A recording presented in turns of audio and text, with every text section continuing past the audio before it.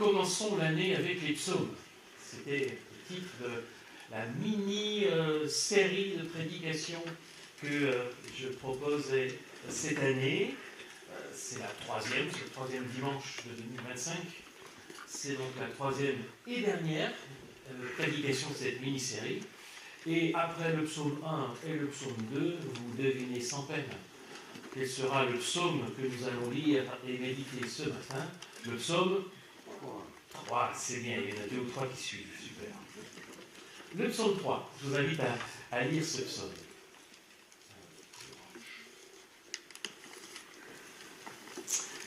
Psaume de David. Il fait allusion à la fuite de David devant son fils Absalom. Seigneur, que mes ennemis sont nombreux. Tant de gens se dressent contre moi. Tant de gens disent à mon sujet, aucune chance que Dieu vienne à son secours. Mais toi, Seigneur, tu es pour moi un bouclier protecteur. Tu me rends ma dignité et ma fierté. Si j'appelle le Seigneur à mon secours, il me répond de la montagne qui lui appartient. Je me suis endormi pour la nuit. Au réveil, je reprends conscience. Le Seigneur est mon appui. Je n'ai plus peur de ces milliers de gens qui m'assaillent de tous côtés. Interviens, Seigneur, mon Dieu, sauve-moi. Oui, tu frappes à la joue tous mes ennemis, tu casses les dents aux méchants. Seigneur, c'est toi qui sauves. Que ta bénédiction soit sur ton peuple. Voici pour ce psaume 3, qui est très différent des 2 premiers psaumes. Vous vous souvenez qu'on avait remarqué que les 2 premiers psaumes étaient un petit peu atypiques parce que ce n'étaient pas des prières, alors que la plupart, la quasi-totalité même des psaumes du psautier biblique sont des prières adressées à Dieu. C'est le cas cette fois-ci.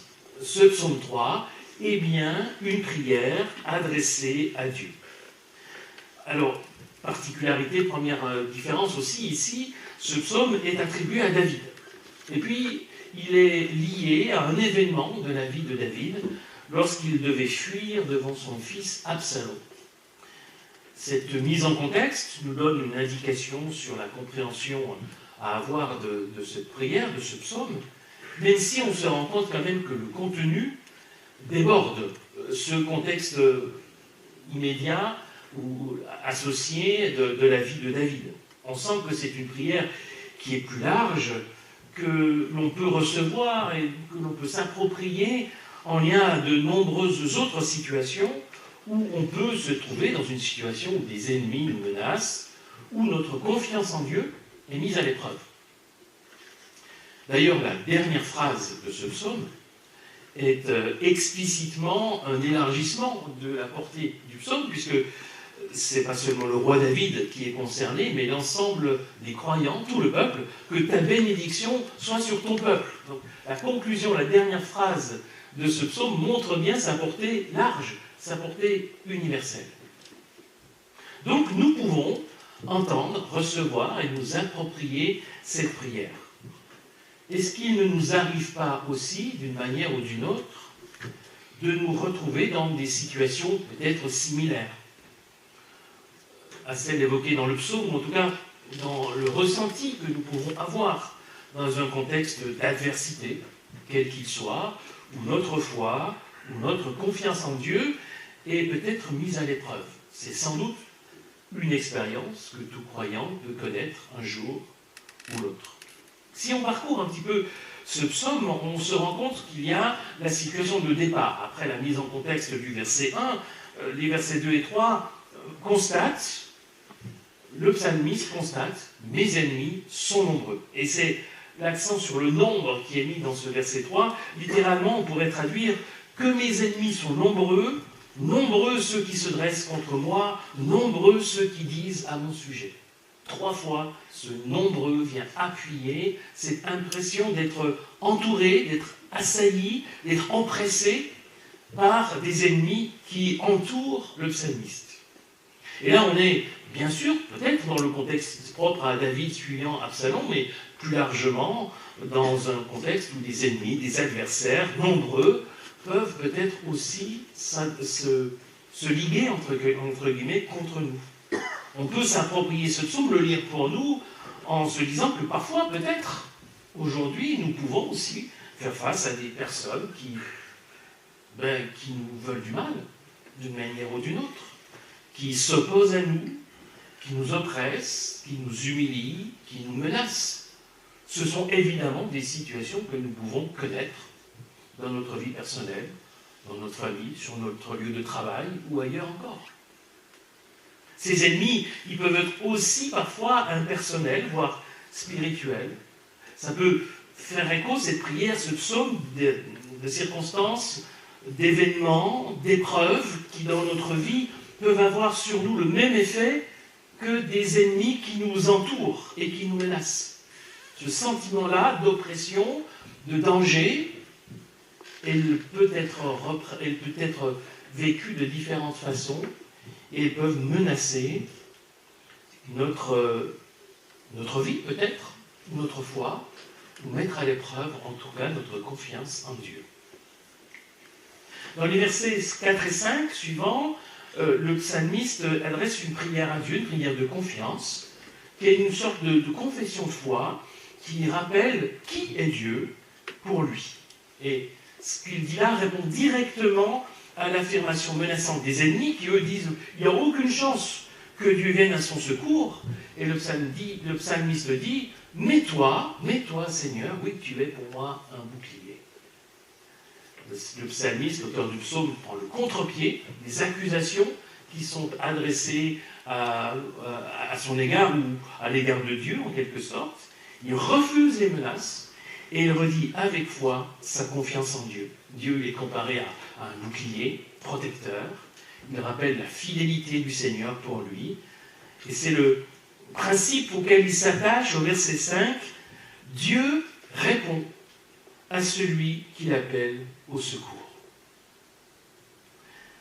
À partir du verset 6, la deuxième partie du psaume, à partir du verset 6, on a le récit en quelque sorte de la façon dont le psalmiste va expérimenter ce qu'il affirme par la foi. Verset 4 et 5, il dit voilà, le Seigneur répond à ceux qui font appel à lui, il est fidèle, il est comme un bouclier, c'est une confession de foi. Et à partir du verset 6, il va évoquer la façon dont Dieu va manifester sa fidélité, comment il lui a répondu. Je m'endors et je me réveille, comme une transition de ce verset 6 qui ouvre sur une nouvelle journée où sa confiance en Dieu va se concrétiser. Le Seigneur est mon appui. Et donc le verset 7 va répondre à la lamentation du début du psaume. On l'a vu, le psaume commence par une lamentation. Et le verset 7 va répondre à cette lamentation face aux nombreux adversaires. L'auteur du psaume peut dire, désormais, je n'ai pas peur. Je n'ai plus peur de mes ennemis.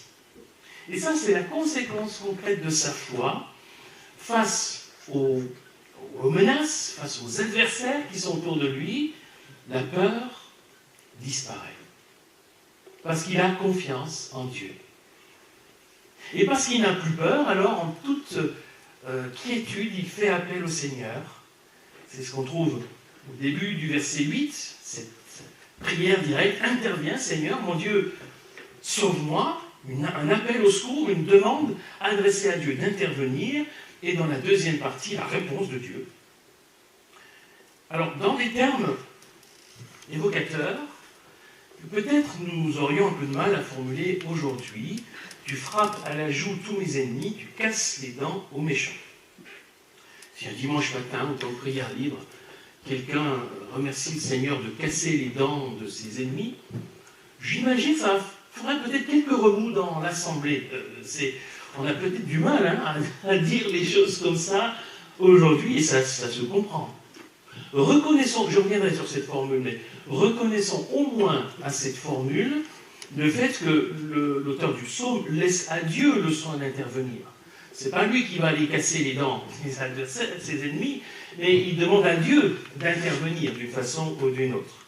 Et le redit, voilà, c'est lui qui va intervenir, c'est lui qui va le sauver. C'est le Seigneur qui fait justice, ce n'est pas nous-mêmes qui nous vengeons et qui nous faisons justice nous-mêmes. On peut au moins reconnaître ça à cette prière. Mais j'y reviendrai parce qu'elle est quand même un peu surprenante. Et il y en a d'autres prières de ce type ailleurs dans les psaumes. Le psaume se termine en tout cas par cette leçon, qui est une affirmation globale, générale, universelle. C'est le Seigneur qui sauve. Seigneur, c'est toi qui sauves, c'est toi qui es le salut. Le salut t'appartient, il est au Seigneur. Et cette affirmation, elle n'est pas seulement celle de David, elle n'est pas seulement celle de l'auteur de ce psaume, elle est pour tout le monde, pour tous ceux qui lui appartiennent, que ta bénédiction soit sur ton peuple. C'est comme ça que se termine le psaume. Alors, il me semblait utile de parcourir ce psaume pour donner juste quelques éléments d'explication pour ces différentes formules qui nous rejoignent plus ou moins, qui parfois nous interpellent, nous interrogent, mais qui peuvent sans doute faire écho à nos expériences de foi, de croyants. Et j'aimerais vous proposer 3 pistes d'application de ce psaume pour nous aujourd'hui. Tout d'abord, la première chose, c'est la réalité de l'adversité. L'adversité fait partie de notre vie. En fait, c'est une réalité universelle. Nous avons des adversaires. Nous faisons face à des adversités, des choses qui vont à l'encontre de notre marche. Et le fait d'être croyant n'y change rien. Ce n'est pas le fait de devenir croyant qui fait qu'on n'a plus d'adversité. Non, on pourrait même dire que le fait d'être croyant conduit parfois à d'autres adversités plus spécifiques ou différentes. Non, l'adversité, c'est une réalité universelle que tout être humain expérimente au cours de sa vie. Donc il ne faut pas s'étonner, en tant que croyant, d'affronter dans notre vie des épreuves, des difficultés, et même parfois rencontrer des gens qui nous veulent du mal. Et ça fait partie d'une réalité universelle de la vie. Et on a même le droit, et ce psaume et bien d'autres nous y invitent même, à le faire face à cette adversité. On a le droit de se lamenter. On a le droit d'exprimer notre désarroi, de dire nos inquiétudes. N'oublions pas que le psaume 3 qu'on vient de lire commence par une lamentation.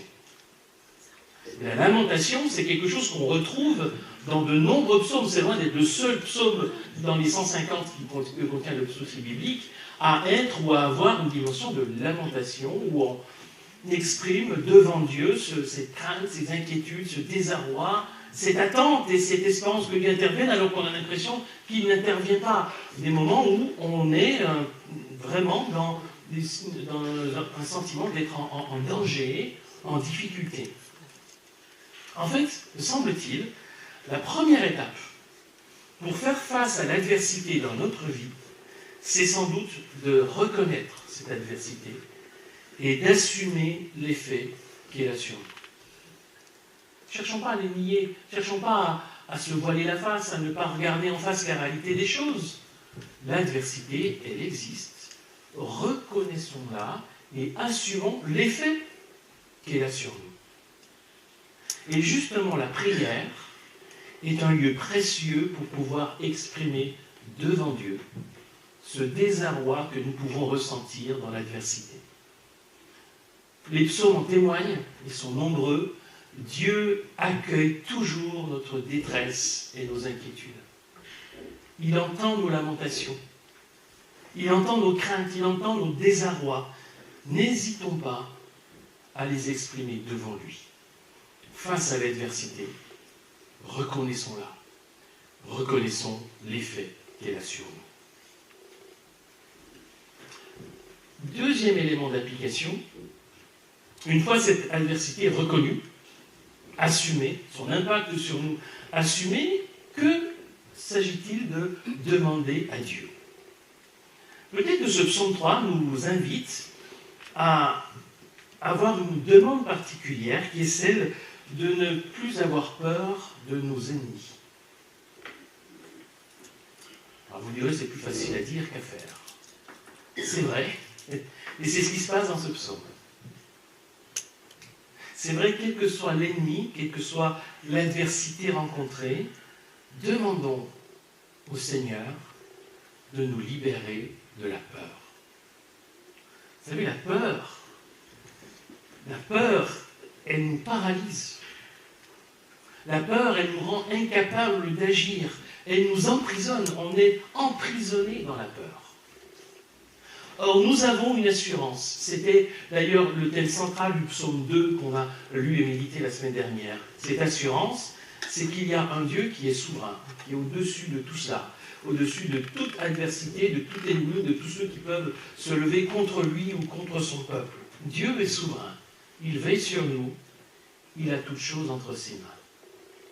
Ça, cette assurance-là, si le Seigneur arrive à la renouveler en nous, alors elle peut nous faire vaincre nos peurs, chasser la peur de nos ennemis, de nos adversaires.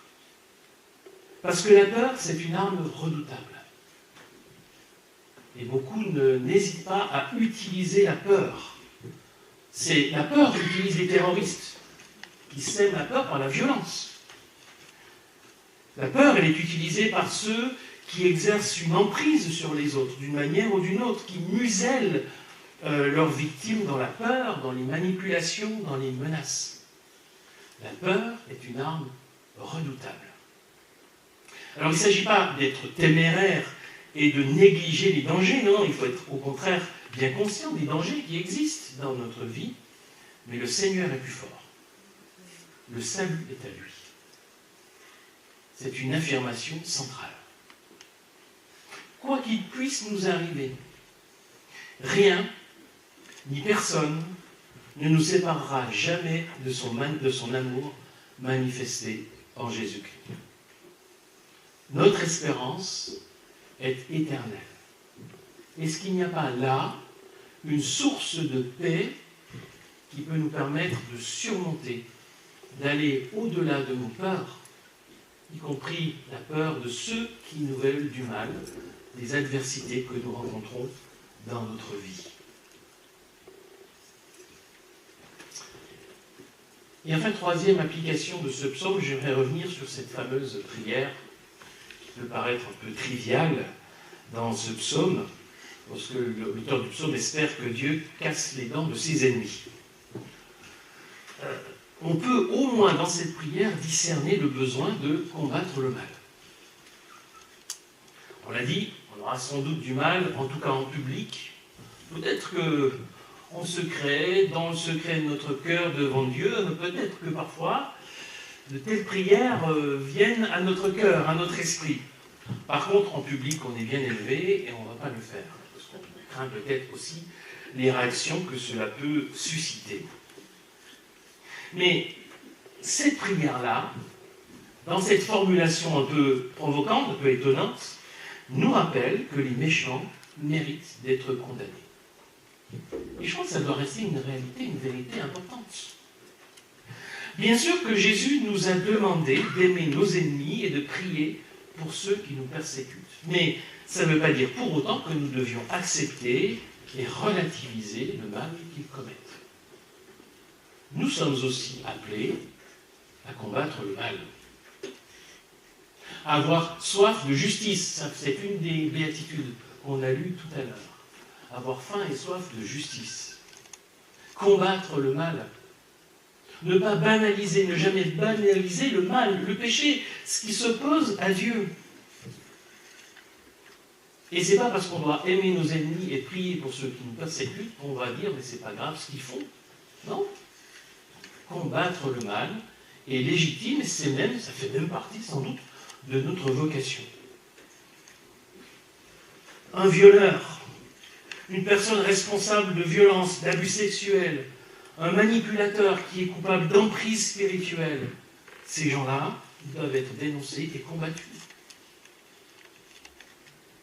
Et c'est heureux qu'aujourd'hui, on le sait, les paroles des victimes se libèrent dans ces domaines-là, dans notre société, y compris dans les églises, dans toutes les églises. Il y a encore un cas récemment qui a été révélé dans une église évangélique parisienne.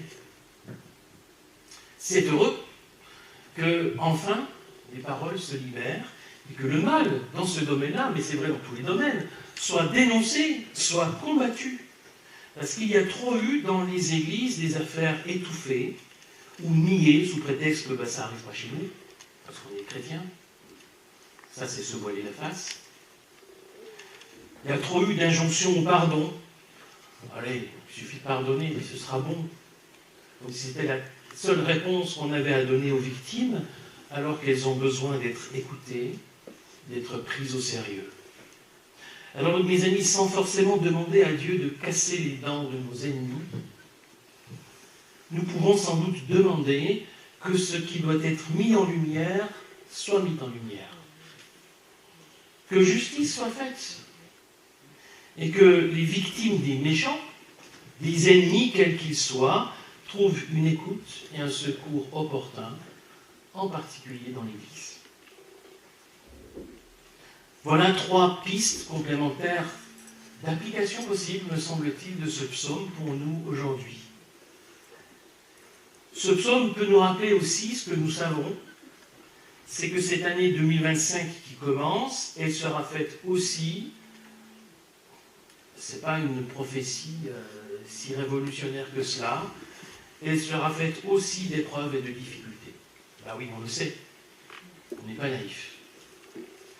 Nous savons que l'adversité sera là d'une manière ou d'une autre, sous différentes formes, avec des intensités différentes selon les uns et selon les autres. Mais l'adversité, les ennemis, ils seront là. Souvenons-nous aujourd'hui de la proclamation à la fin du psaume 3, « Seigneur, c'est toi qui sauves ».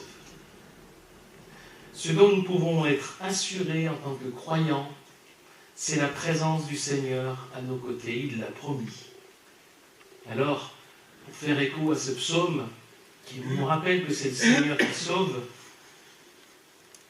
souvenons-nous que pour faire face à l'adversité qui ne manquera pas d'arriver dans notre vie, aujourd'hui ou demain, tournons les yeux vers lui.